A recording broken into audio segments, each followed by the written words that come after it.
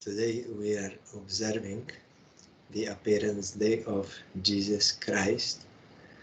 Although there is some difference of opinion about his date of appearance,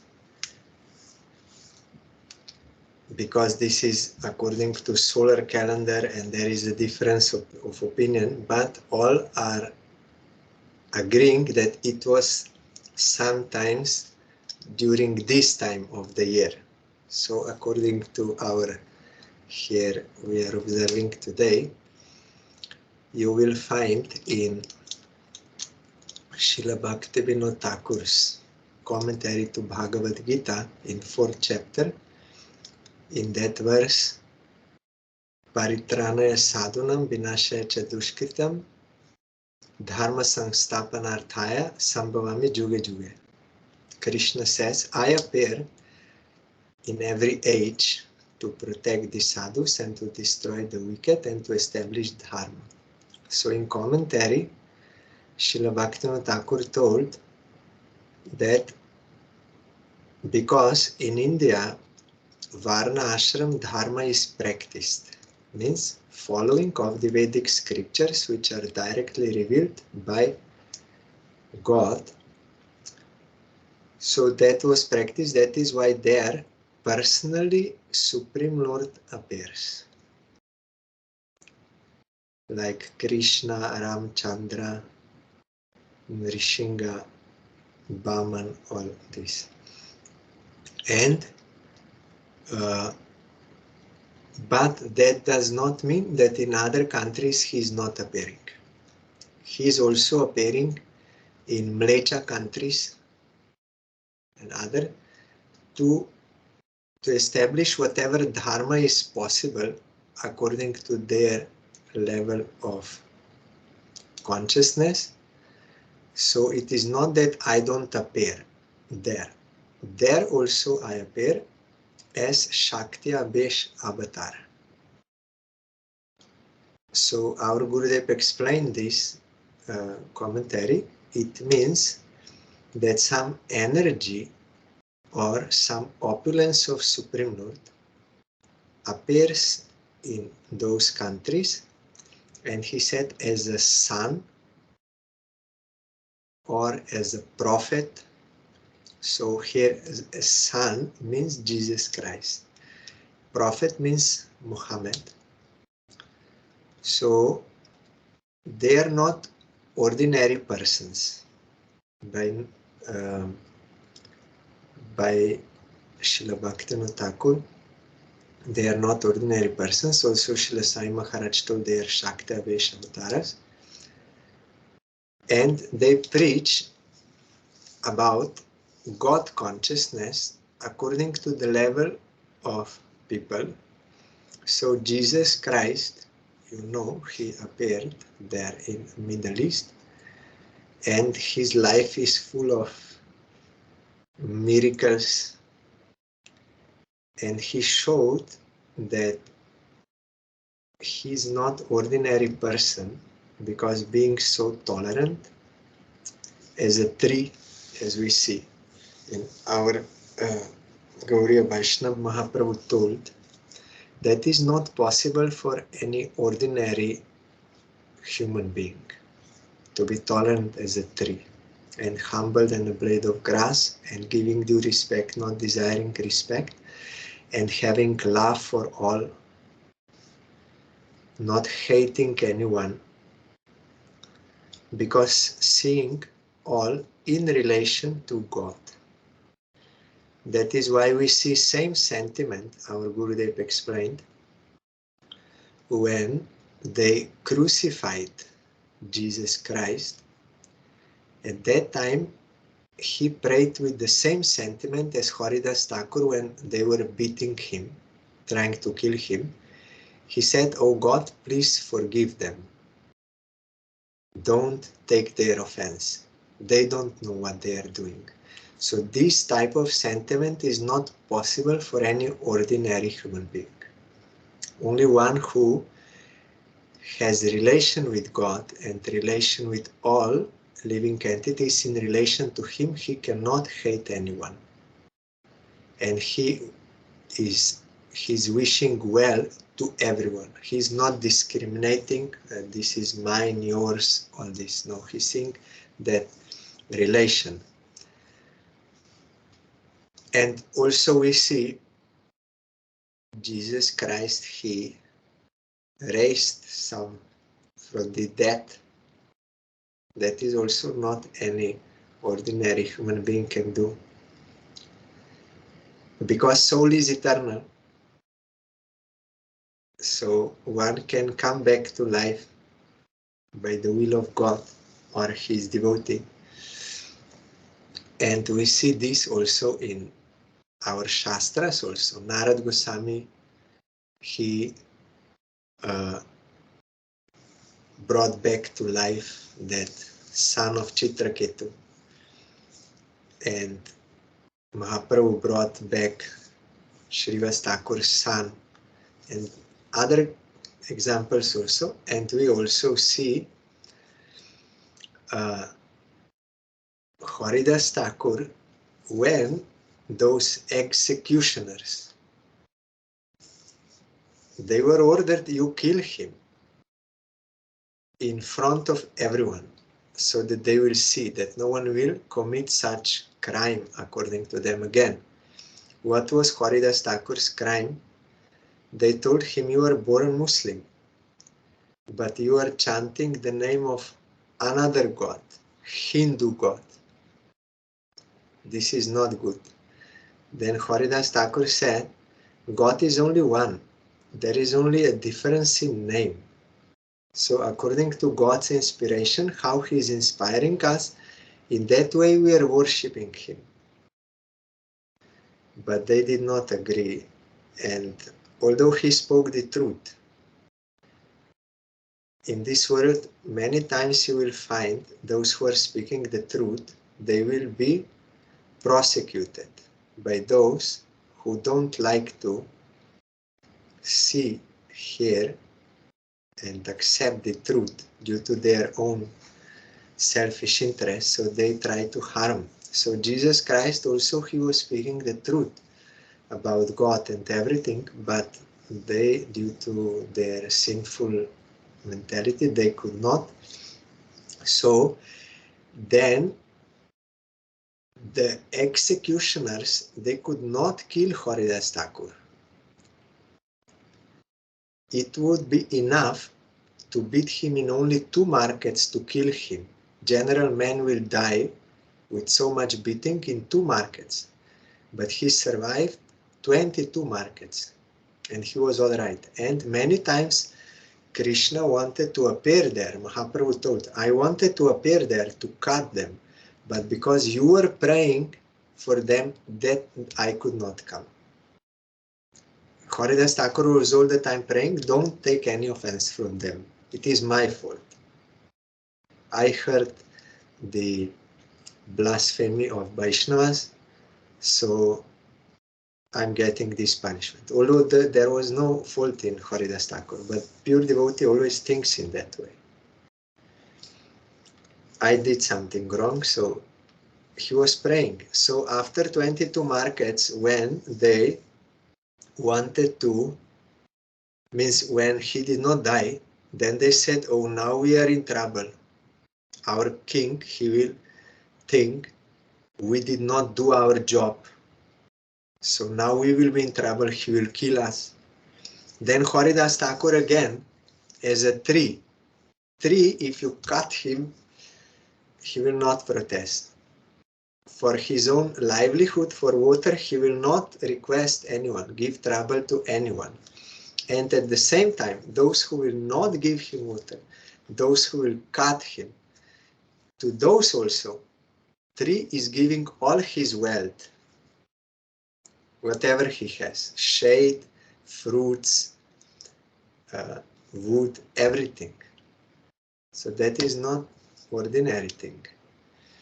So then Haridas Thakur, okay, then I will die. Then he went into Samadhi and it appeared that he is dead. No breathing, nothing. So then the king said he was born Muslim, but he did not follow Muslim. So he has no right to be buried in the ground, because at the judgment day, they will be raised again, so you have to preserve. But he did not follow. So you throw him into Ganga, as is Hindu system. So they threw him to Ganga, and that time Haridas Thakur, he again became alive and was swimming to the other side of Ganga and loudly chanting Harinam, Mahamantra. Then they understood he's not ordinary person, he's a pir, a Muslim, that is a saint, not ordinary person. Then they begged forgiveness from Haridas Thakur, and he blessed them. So, like that, Jesus Christ also, he was crucified and he died. But again, he rose from death, and he gave teaching to his followers. So no any ordinary person can do. It means he's a God's person. So and establishing dharma as much as possible. And our Gurudev, many times whenever he would preach in Western countries and he would meet some Christians or like this, generally he would say, it is not enough to just say, I belong to Jesus Christ. We have to follow the teaching of Jesus Christ. Then we will get actual benefit. And you will find many nice teachings. So this Gurudev used to give this point. Otherwise we will not have any benefit, only calling ourselves. And I was also very much attracted when young and devoted to Jesus, although I did not go to church and like this, but I felt some attraction and devotion and saw him as a son of God, not as a God. In some branches of Christianity, they say he is a God, but also not God as a father, but God as a son, and Holy Spirit, they are three are in one. Like we also say that Sevak Vigraha and Sebya Vigraha, the object of service and servitor, they're both transcendental. They're both worshipable. So in that way we can think of him as a God, but at the same time as a servant or son. They have eternal relation. So many people also, when they are praying to him, so he had such a character that even now this is still in remembrance in the world. After 2022 years, still it is most prominent in the world. So not ordinary thing, but unfortunately his teachings were distorted and also not followed like this, but still his that is there. And even now you will find people, and before like this, if someone is sincerely praying, they will get his blessing and it will solve some their problem, or it will take them further in devotion to God like this. Some are getting darshan also, or they are getting some cure of some disease or something. So many miracles, even now, if someone is praying sincerely, they are getting because he's eternal. And also I heard from one who is now a devotee. I was also, when I was young, I had this attraction and devotion for Jesus and his teaching. So I knew there is some God, and I believed that, and he's supreme controller and seeing everything, all this. So when I met the devotees, then I came to know about Krishna, but I did not feel this is some other God. It is same God, same supreme person. Now only I know more about him. That happened in my case. And there is another one I heard from one devotee. It is a fact. Now he's a devotee, but he told me, before I was fully atheistic. Even I was ridiculing those who were theists and going to church and like this. I would laugh at them and rebuke them like this. But then I was doing some practices of those enlightenment intensive, that is like a Buddhist type of meditation, or gyan, like to neti those type. So he said there I got some realizations of this, some oneness and bliss, and when giving up these egos. And I came to that point after some those enlightenment that this world is all like a play. It is like a play. So I was fully unburdened by anything, had no hesitation or anything. I thought it's a play. So I acted in that way in this world, with that kind of lightness and carefreeness. I don't know if this word exists. Carelessness. And I became very successful because of that. He had a good business, a lot of money. He got married. He had children, good houses, everything what a man desires. Everything he had, full fulfillment of all these desires, which we think will make us happy. So he said, when I had all those things, after some time, I start to feel that something is missing. I'm having everything, but I'm not fulfilled. Something is missing. That naturally that feeling came to him. Then he said, at that time, I thought, what those people who are going to church and believing in God and in Jesus and these things, what they are getting. Maybe that I am missing.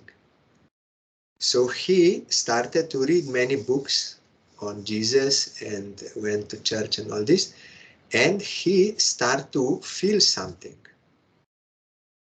What was lacking in his life, he started to slowly get in connection with Jesus, following and hearing all this. Then he said, after some time, when I went, I was going more and more deep.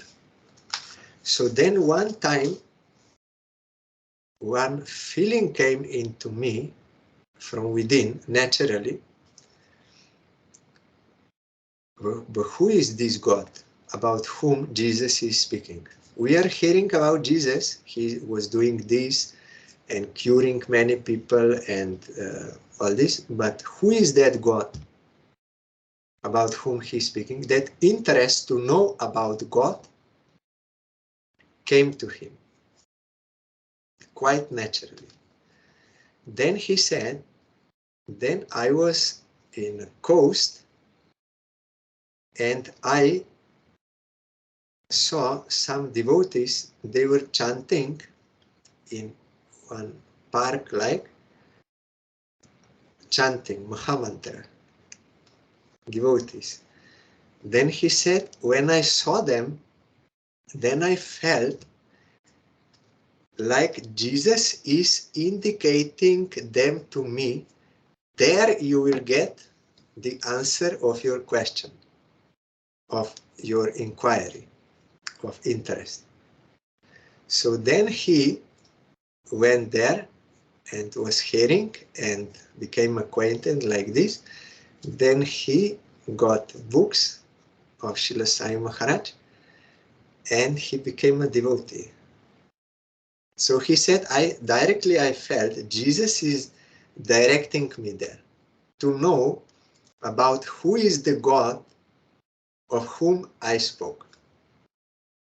So then he became a devotee. Now he's initiated devotee, Gauriya Vaishnava. He told me, that is my story. I was fully atheist. Not only I was laughing at them, but now I changed. So it happened by Jesus' mercy. And so there are many stories you will find of people having their own experiences. So definitely not ordinary person. Shakti Avesh Avatar, as Bhaktivinoda Thakur told. So I am going down to him and praying his causeless mercy. And there are many similarities. Our Prabhupada Bhaktisiddhanta Saraswati Thakur also told when he spoke with Christians that there are many similarities between Christianity and Vaishnavism on many points, but Vaishnavism is more developed. Also Bhaktivinoda Thakur wrote about this in some articles, but for that level of consciousness and for advancement, that is beneficial for those. But as our Gurudev told, it is not enough just to say, I belong to Jesus Christ. No, you have to follow his teaching, then you will get actual benefit.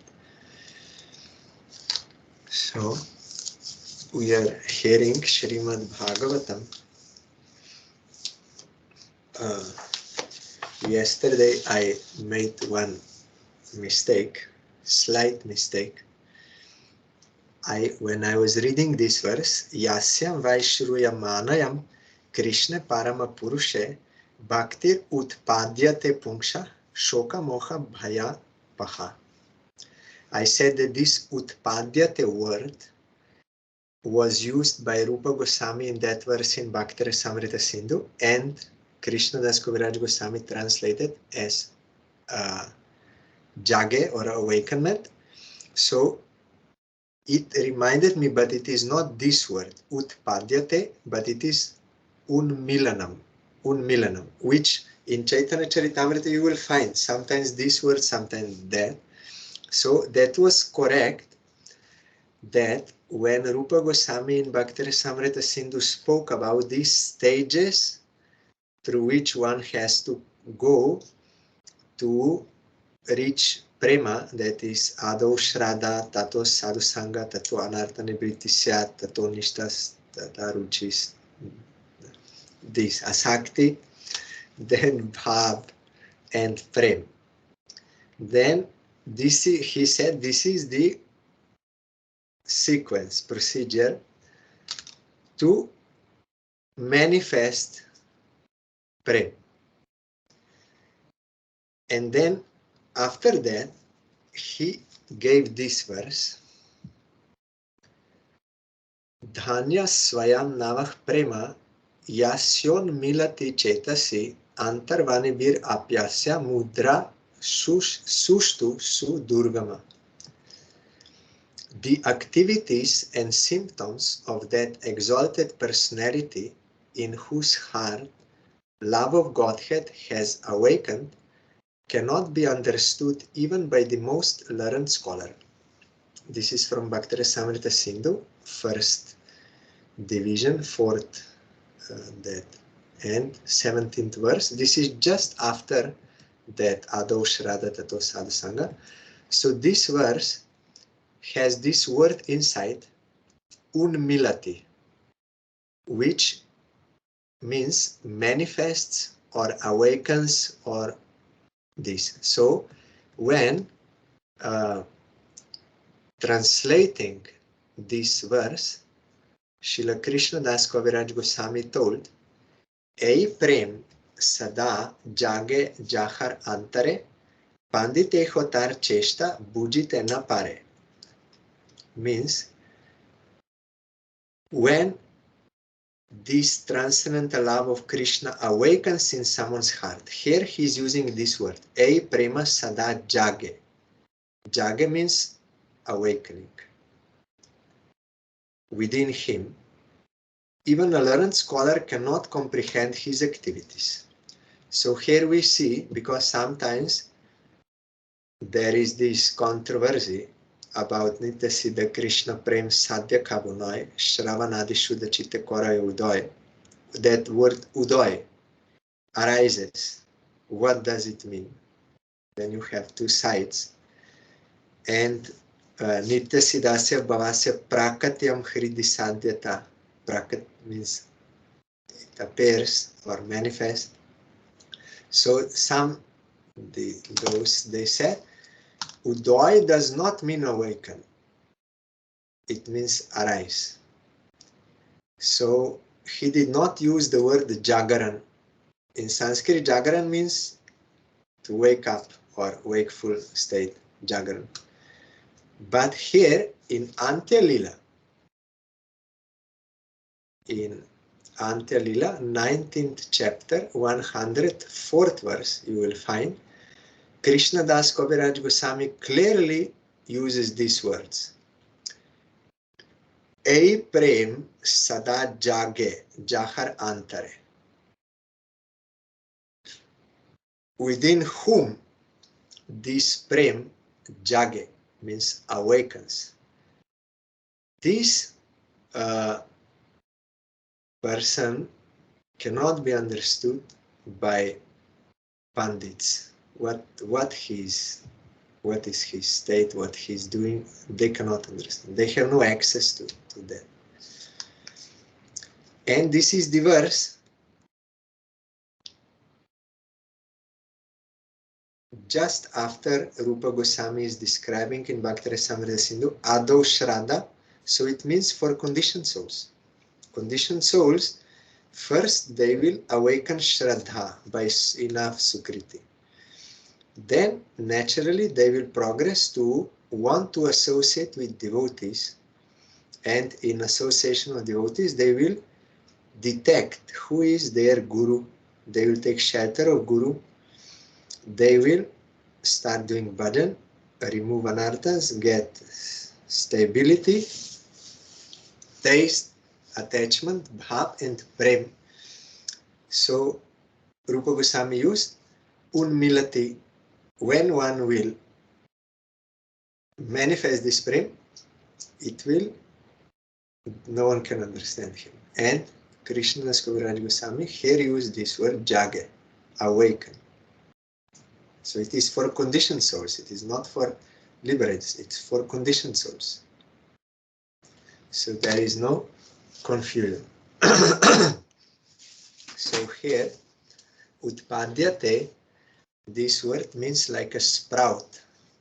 But sometimes this word also is used, or upojoy, by Krishna Das Kaviraj Goswami, upojoy. And udoy, upojoy, and this utpadya, dete, and some other words also he's using, and jage also, awakens. So we heard simply by giving oral reception to this Vedic literature, the feeling for loving devotional service to Lord Krishna, the Supreme Personality of Godhead, sprouts up at once to extinguish the fire of lamentation, illusion, and fearfulness. In sadhana bhakti, this is coming. Kleshagni Shubhada. Your miseries will be removed and you will get all eternal welfare, goodness, but it is up to degree of our surrender. and our purification of anarthas. But it will start immediately when we, with faith, hear Vedic literature from book Grantha Bhagavat or from Bhakta Bhagavat, means from the lotus mouth of realized pure devotee. That sound and Shastra sound, it is same sound, transcendental sound. It is the mercy of Krishna. When that will enter into us through the ears by willingly hearing with faith, like Parikshit Maharaj, he was only hearing Harikatha.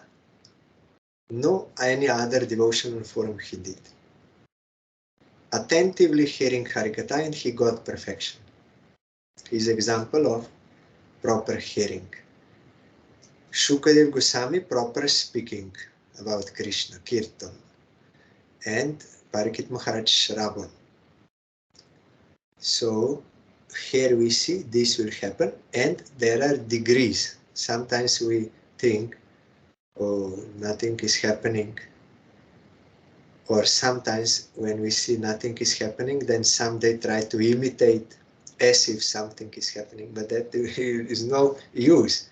You have to be sincere, and you have to be patient to see the result, or if and we have to check whether I'm doing some mistake in my bhajan.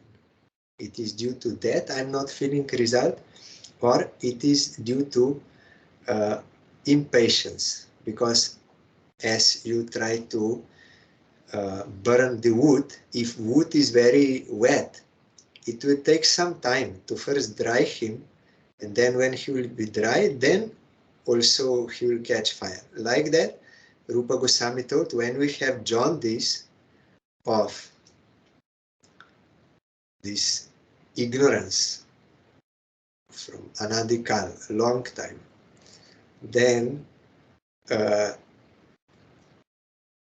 we cannot feel the sweetness of Krishna's name for a matter which immediately. But in association of devotees with faith, we should go on taking as a medicine. Then when the more disease is removed, the more we can taste.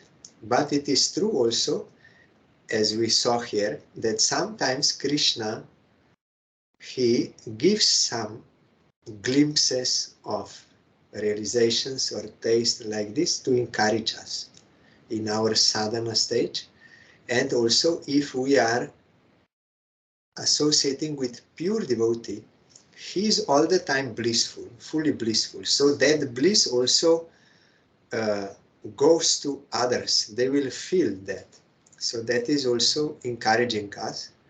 But when they will disappear, again we will lose. So we should not give up our practice. Sadhu Sangha gives us encouragement, but we have to practice. Because we are conscious being, we have relative independence, so we have to practice and come to that platform to awake that spontaneous, natural love. Nitya siddhasya bhavasya prakatyam hridi sadhyata. That is the purpose of sadhana, to awake that eternally existing prema for Krishna. So this is the first step. We have to hear transcendental sound that will give us awakenment, and according to awakenment, also automatically the fire of lamentation, illusion and fearfulness, they are all related to we are in contact with matter, we misidentify. Because of that, all these problems are there. Like if you want to cook milk, that is your target. So in this process, also that wood, fuel, will be burnt out. That is not your target, but it is side effect. Like that, Haridas Thakur said, to get free from reactions to sins and to get liberation, that is not the actual fruit of chanting holy name. Actual fruit, purpose is to awake love for him. That is accompanying result. We should not strive for that, but it is automatically coming. No need to strive for that. Our target is to serve Krishna. Automatically that will happen. But if we strive for liberation or removal of sins, then our attention is diverted. It is polluted. It is not devotion to satisfy Krishna. Sa samhitam bhagavatim kritvanu-kramya chatmajam shukam adhyapayam asa nivriti niratam muni. The great sage Vyasadeva, after compiling the SRIMAD Bhagavatam and revising it, taught it to his own son, Sri Shukadeva Goswami, who was already engaged in self-realization. Bhagavatam was already there before, but not complete, only few verses. In Jiva Goswami's Tata Sandarbha you will find that 18 Puranas were already there before Mahabharata. And after Mahabharata, it is again said, after Mahabharata, Vyasadeva wrote Bhagavatam. How this is possible? Then Jiva Goswami told that was short version. Then full version came after Mahabharata. Then he taught it to Shukadeva Goswami, his son, who was already engaged in self-realization. You know that he ran away, Shukadeva Goswami, immediately after being born, so as not to be entangled in Maya. He ran into forest. He was already Brahmagyani from in the womb, realized in Brahman, not interested in anything worldly, these things. But when he was in forest, he heard one Bhagavatam verse from woodcutters, because Vyasadeva, in order to bring his son back to him, to teach him Bhagavatam, Vyasadeva ordered all woodcutters, I don't know where is my son, but somewhere in the forest. So while you are cutting, you loudly you speak this verse from Bhagavatam. Then when they were speaking, it came to the ear of Shukadeva Goswami. Then he became attracted. What is this? Then he asked them, and they said, your father made this, so you have to go back to him. You will learn from him. Then Shukadeva Goswami came back and got Bhagavatam and was fully attracted to Krishna Lila and became absorbed and became a devotee. Shaunaka Uvach Savai Nivriti Nirata Sarvatropeksha Komuni Kasyava Bratim Etam Atmarama Samabhyasat. Shri Shaunaka asked Suta Goswami.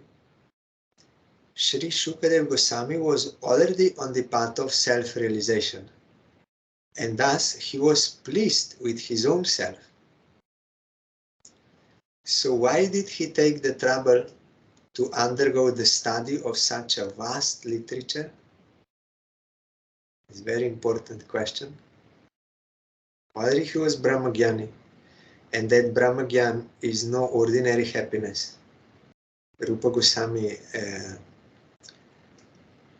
gave there in Bhakti Rasamrita Sindhu, and Jiva Goswami also in Priti Sandarbha in the beginning, to show that that is not the goal, but it is 100 times multiplied, that happiness which you are getting in this world, so many times multiplied, you come to Brahma Ananda. But that Brahma Ananda is such great happiness, but here he is answering, Suta Goswami is answering their question. Atma Ramascha Munayo Nirgranta Apyurukrame Kurvanti Ahoitu Kim Bhaktim Itam Bhuta Gunohari. You know this verse. All different varieties of Atma Ramas, those who take pleasure in Atma or spirit self, or Mahaprabhu said Atma can mean any kind of self, even sense enjoyers and all. We heard this verse. Mahaprabhu explained in 61 ways to Sanatana Goswami. So many different meanings of Atma, especially those established on the path of self-realization, though freed from all kinds of material bondage, desire to render unalloyed devotional service unto the personality of Godhead. This means that the Lord possesses transcendental qualities and therefore can attract everyone, including liberated souls. They were asking, why did he study such vast literature? Because of this. Yes, he was Atmarama and not practitioner. He was well established, means realized in Atmaramata, taking pleasure in his spiritual self, but that was impersonal. When he heard Bhagavatam about Krishna, his transcendental qualities, they are not material qualities, otherwise he would not be attracted. Transcendental qualities and his associates, they have transcendental qualities, and their lila and dham and everything. So he was attracted, and he also realized his self in relation to Krishna and his devotees. That is perfect liberation. Otherwise it is not. It is partial, only from negative side, material energy, and that also not fully, because again you will have to fall down if you don't accept the service of Krishna. But once you take shelter of Krishna, in full self-realization that I belong to Krishna, I belong to his personal associates, then that is actual liberation, permanent and full. So that is why. And we heard in Chaitanya Charitamrita,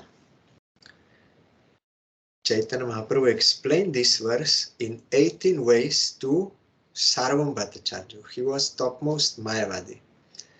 But Mahaprabhu explained this verse in such a way that Sarvam Bhattacharya was struck. That time he understood this is not ordinary person.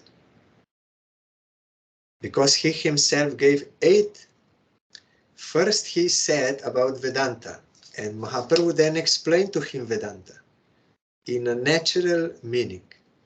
And Sarvam Bhattacharya was astonished and he was defeated, but in order to regain his lost prestige, then he challenged with this verse, Atma Ramascha Munaya, but it was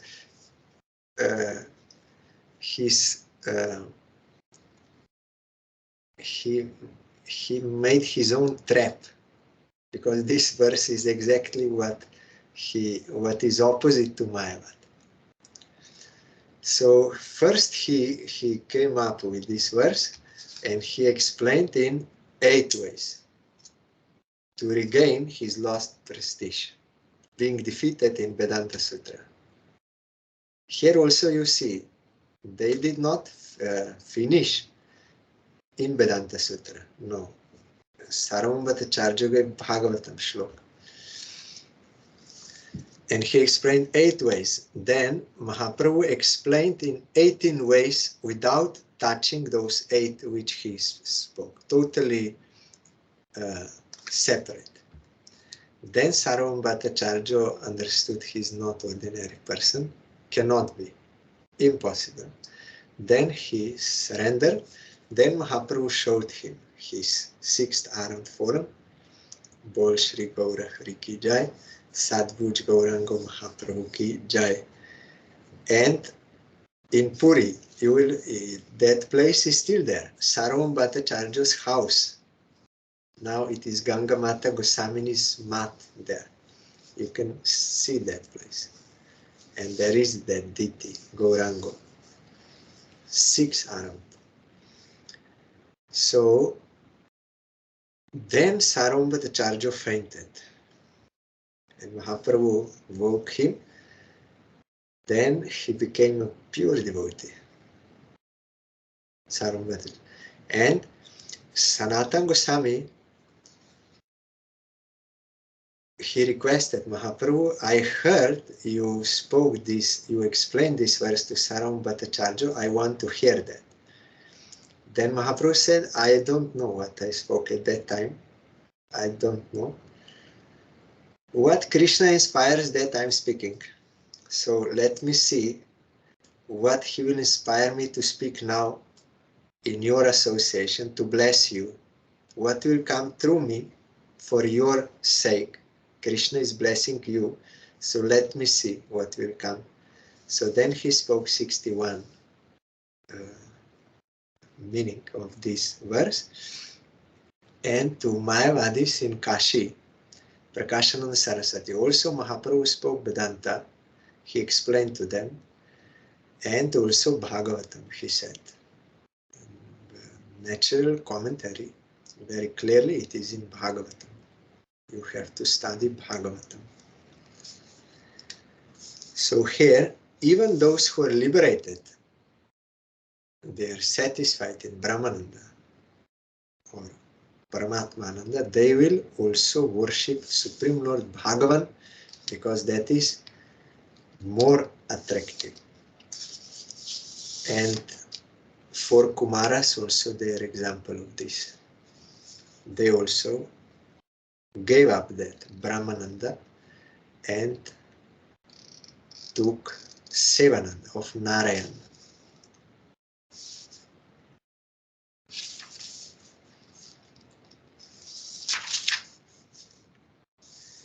Harer Gunakshipta Matir Bhagavan Badarayani Abhyagan Mahat Akyanam Nityam Vishnu Janapriya.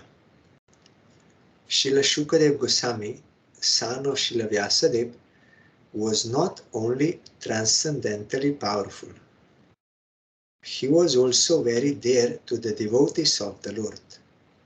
Thus he underwent the study of this great narration, SRIMAD BHAGAVATAM.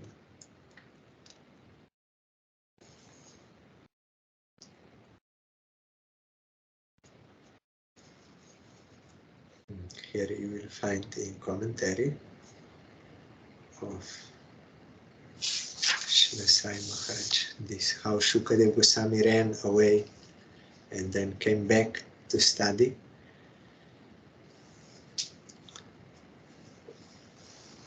Thus, both the son and the father were completely cognizant of transcendental knowledge in Brahman, and afterwards both of them became absorbed in the personal features of the Supreme Lord.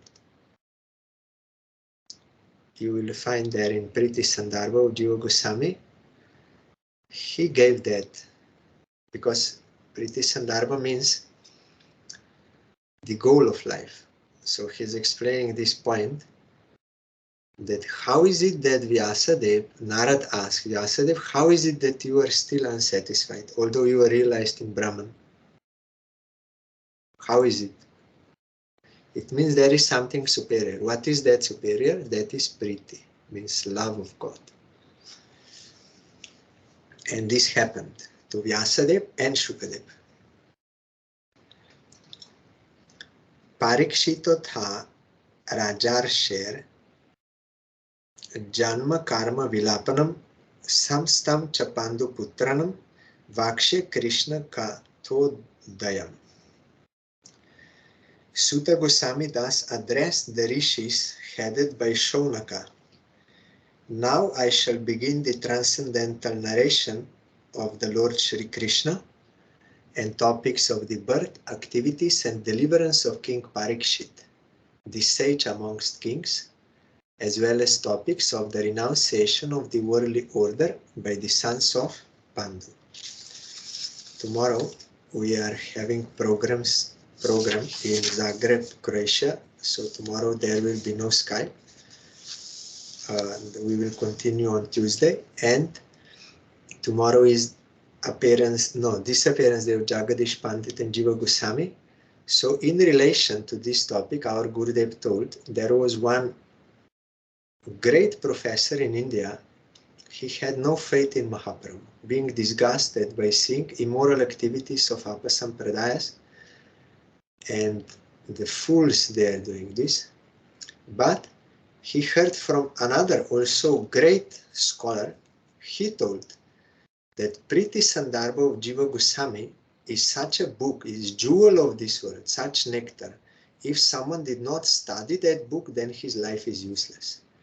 So this person, although he did not have faith in Mahaprabhu and his personal associates, still he was curious what is there in Priti Sandarbha that person is saying this. So then he, first with some scholars, but he was not satisfied. Then with one devotee, he studied Priti Sandarbha and also Chaitanya Charitamrita. Then he was totally converted.